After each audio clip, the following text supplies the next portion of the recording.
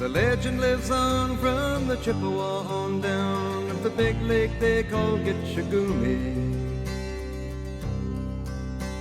The lake, it is said, never gives up her dead when the skies of November turn gloomy. With a load of iron ore, 26,000 tons more than the Edmund Fitzgerald weighed empty. That good ship and true was a bone to be chewed when the gales of November came early.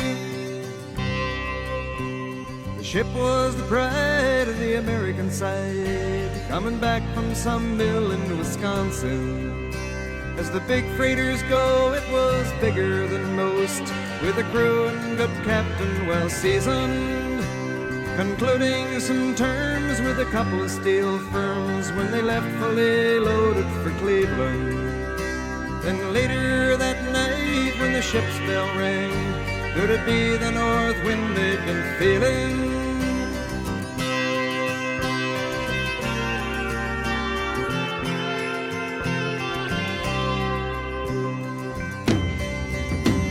The wind and the wires made a tattletale sound, and the wave broke over the railing.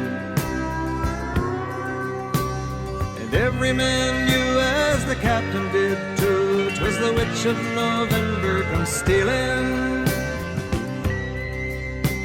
The dawn came late and the breakfast had to wait when the gales of November came slashing. When afternoon came, it was freezing rain in the face of a hurricane west wind.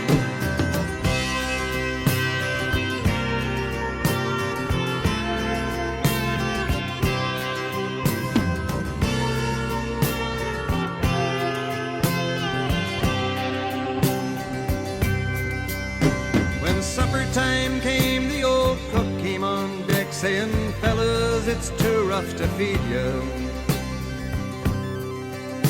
At 7 p.m. a main hatchway caved in. He said, "Fellas, it's been good to know ya." The captain wired in, he had water coming in, and the good ship and crew was in peril.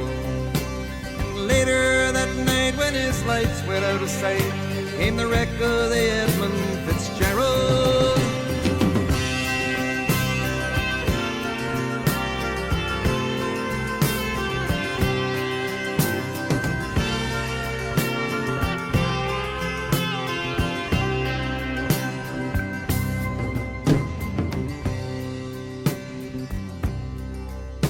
Does anyone know where the love of God goes when the waves turn the minutes to hours?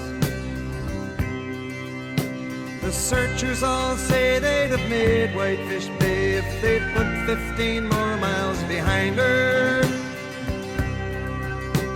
They might have split up or they might have capsized. They may have broke deep and took water.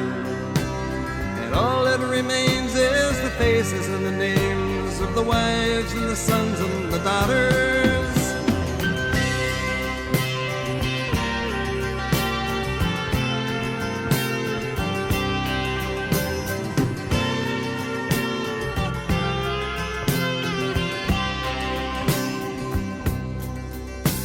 Lake Huron rolls, Superior sings in the rooms of her ice-water mansion.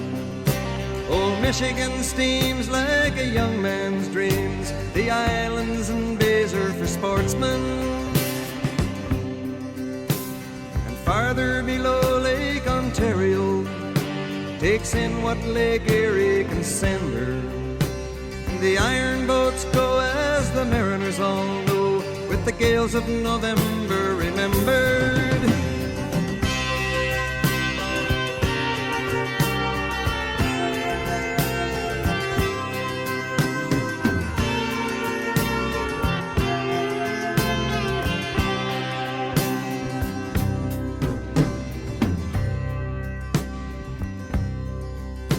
In a musty old hall in Detroit they prayed in the Maritime Sailors' Cathedral.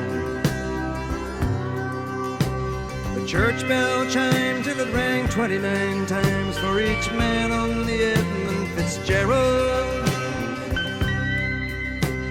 The legend lives on from the Chippewa down of the big lake they call Gitchagumi. Superior, they said, never gives up her dead when the gales of November come early.